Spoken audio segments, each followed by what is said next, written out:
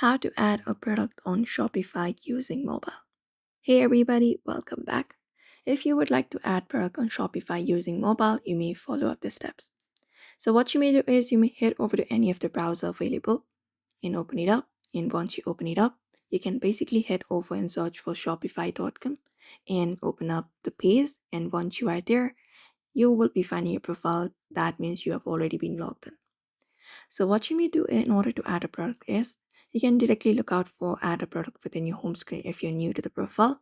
Otherwise, you can look out for the menu at the top left, tap on it, and once you tap on it, you will be finding different options. You may look out for products option, click on it, and select the option products, tap on it, and it will open up the product page. Now what you may do here is since we are adding a product, you can tap on add product, tap on it, and you just need to follow up the process in order to add a product on your account. So here, first thing is you need to provide a description about like title about your product. For example, let's say t-shirt. After that, you can provide a description about your product. What is it?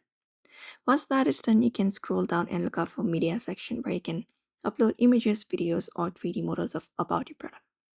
After that is then you can select a category like it determines tax rates and adds meta filters to improve search filters and cross-channel sales. You can look out for that, and you can select a price ranging and charge tax on this product as well.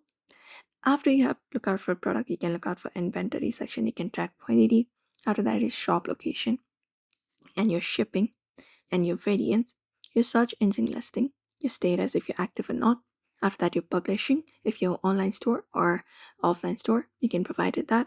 And you can type in your product organization, type in vendor, collection, tax, etc. After that, the theme template, and tap on save. And once you save it up, the product should be added on Shopify using mobile device. And that's it.